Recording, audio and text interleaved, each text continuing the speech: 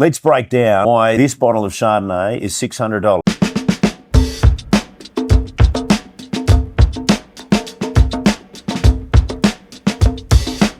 Hi, my name's Stuart Knox, and this is The Real Review Live. Now, price is one of those things that always brings people interested into wine, into debate and conversation. What is the best wine? Is it the most expensive? That's always in the eye of the beholder, but price is obviously a guide for people about what they think or what the producer perceives as their top quality wine and what sort of bracket they frame it in. Today we're looking at Levantine Hill's Optume Chardonnay 2021 vintage from the Yarra Valley. Now the question is always asked, what makes a wine expensive versus a regular run-of-the-mill $30, $40 bottle of wine? Why is this wine worth so much more? Well, there's a few reasons. Wines such as this are all hand harvested. Everything is done by hand, sorting is down to the final berry. The time, effort and work that goes into the vineyard prior to harvesting, the work going into the actual harvesting, and then the processing of that fruit is super high quality, super focused, lots of hands-on, and there's a lot of time and hours spent in the production just to get that fruit right in the vineyard and then from the vineyard into the winery. Once the wine's in the winery, then the next phase of labour cost really kicks in. When you're trying to make the wine of the best you can, knowing that it's going to be in a wine that's of a very high quality and a very high price, the winemaker is very, very concentrated on what's happening there. So again, a lot of hours going into the ferment, making sure everything's ticking along nicely. And then because we're talking about Chardonnay, we're talking about oak. This wine is going to have the most expensive oak, the best oak that money can buy. It's going to be an expensive exercise getting all of those bits of the puzzle all coming together to the final product, which we see here today. The final phase of this price positioning is the fact that this is a 2021 vintage, so it's current release, but it's obviously got some bottle age in it. So the winery has gone to the time and effort and cost of storing that wine, holding it for as long as they can to when they think it's at its optimum period to open up and drink for you guys at home. When it comes to pricing, rarity is a big factor as well. And this wine is a rare wine. Because we're talking right at the tip of the pyramid, only the best barrels in the winery are selected to go into making this wine. It's a very time-consuming process to go through all those barrels and work out what is your best of the best to bottle into this wine. The particular wine we're talking about here, this is bottle 113 of 1,230 bottles. Now, 1,230 bottles is a good number of wines to have in your own cellar, but when you're at a premium end like this for a winery that is quite a sizable one like Levantine Hill, that's not many at all. Your average wine barrel, a barrique, holds about 300 bottles of wine equivalent to, so that's only 4 barrels that have been put aside, that have been selected to be good enough to become the Optume Chardonnay 2021. So in terms of a winery that's probably got hundreds and hundreds of barrels, it's a tiny, tiny amount of the wine produced from Levantine Hill. Okay, now obviously I can talk about why wines are expensive, and there's a variety of reasons in there, and there's also a positioning about where people feel that wine is in the market. So this is priced equivalent to a Premier to Grand Cru white Burgundy, and I think that's a fair position for Australian Chardonnay to be in, because I do believe we are producing some of the best Chardonnays in the world, and they do compete on the world stage. So now the fun part is I get to taste it. Let's have a look.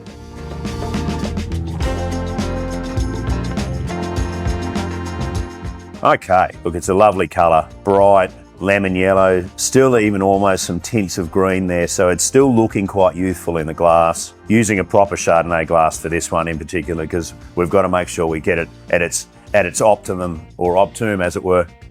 Yeah. Classic Chardonnay nose. There's some peaches.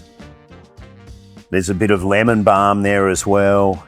Notes of roasting cashews. Fragrant, quite fresh. It's not a overly oaky style by the nose.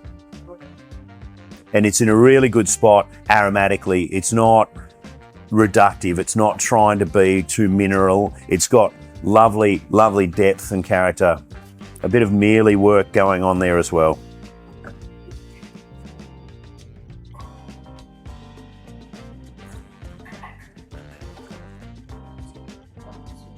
Yes, I am spitting. I've got to keep this professional for now at least. A lovely Chardonnay, warm, it's got a lovely richness and depth. The palate is super long. It coats the whole palate and fills all the nooks and crannies. There's a lot of density and concentration to the fruit without sitting heavy. Acidity is fine. It lingers at the outside, keeps it lifted at the back and keeps it from sitting too heavy. It's full and weighty, but has a nice freshness right at the finish. It's a lovely wine. This wine is from the 2021 vintage, which was a classic Chardonnay vintage for the Yarra Valley. The 21s across the board out of the Yarra Valley have been some of the great Yarra Valley Chardonnays I've tried over a long period of time. So we're off to a flying start with this particular wine as well. Sourced from 7 different vineyards selected across the whole of the Yarra Valley. Valley floor vineyards as well as Upper Yarra vineyards to the south. So the Upper Yarra ones will provide acidity and freshness. The Valley floor vineyards will provide weight and density and power. So this wine is not an expression of a single site. It's not that detail which is just this is what this particular piece of dirt spoke about on the day when this was picked. This is about what the Yarra Valley spoke about over the whole vintage and the whole breadth and depth of the vineyards that are encompassed in the valley. So it's an expression of what Yarra can be in one of their very, very good vintages. It is a fuller style of Chardonnay. Now, when I think about modern Australian Chardonnays, we did get to a point where we're getting quite tight, that flinty, reductive character. The pendulums in Chardonnay styles always swings. This one's come back a little bit to the middle. There is a bit more generosity there, and I see that as making sense. It feels more at that premium end in terms of, even on the world stage, if we're looking at Burgundy, this is not tight, minerally Chablis. This is Premier Cru, Montrachet with that power and drive and weight behind it. There's a poise and polish to this wine that you really notice when you're looking there as well. And it's not trying to shout too loud about one thing. It sits in that great wine zone of offering lots of flavour and depth and concentration without anything particular standing out. On the world stage, it's right up there. I'd happily show this against any wine from anywhere around the world, and the Chardonnay producing, whether it's California or Burgundy, of course. On the Australian stage, again, it certainly sits up there in that upper echelon. For me, it is a quintessential Australian Chardonnay, and it is a quintessential Chardonnay full stop. If you gave that to anyone blind wondering what this wine is, I think it speaks to itself of being a classic Chardonnay. Now, when you're drinking Chardonnay, or any wine for that matter, we try to optimise the experience to make sure that we're getting our money's worth, our bang for buck. So Chardonnay is one of the white varieties that you don't want to chill too much. This one we've served, for me, at probably about 15 or 16 degrees. So relatively quite warm for a white wine, but it's spot on for this wine because it allows all the character to come out and you don't compress it too much. Chilling brings a wine down and compresses it, and that tension's lovely in things like Riesling and Sauvignon Blanc. But with Chardonnay, we want to let it open up, get it a bit more generous, let it breathe. So decanting this wine could be a good thing as well. If you're getting it out of the fridge, which is a good place to start, and put it in a decanter and can leave it on the kitchen bench for half an hour, then it'll really start to sing even higher notes. Food-wise, Chardonnay's very, very versatile, goes with a lot of things, but I'd love to see this with a really good roast chook, tarragon, lemon, garlic, all of those things, and served alongside some duck fat roast potatoes, because the richness in there with that duck fat roast I think that'd be an absolute winner. Now, $600 for a bottle of white wine may come as a shock to everyone, and I can understand that. It's certainly putting a flag in the ground saying, hey, we think this wine is one of our greatest wines ever. What's interesting though is that when you look at the price scale for wines, whether it's Australia or overseas, we always pay a lot more for reds. And the idea of $1,000 bottle of red, whilst it's certainly not cheap. Doesn't come as a greater shock as it does for a $600 bottle of white wine. Now, a bottle of Chardonnay has had all the same effort, inputs, cost, etc. going into that you would with a bottle of red as well. So it's still got oak, it's still got a lot of work in the vineyard, it's got a lot of winemaker influence from harvest right through to bottling. There's time in bottle, there's time in barrel. All of those things are adding up to a price of a wine.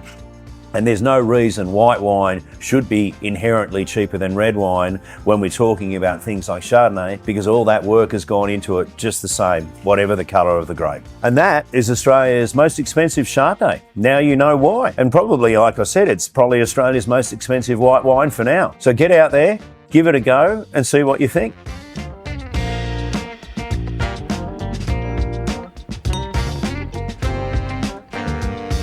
What are your thoughts?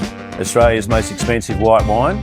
Worth it or not? Here we have Australia's most expensive Chardonnay. Let's have a look and see if it's worthwhile. Would you pay $600 for a bottle of Australian Chardonnay? I know you'd pay that for Burgundy, so why not Australian Chardonnay? That's it. There we go. Bingo. Boom. Go. There. Good. Done. I'm done. I'm out.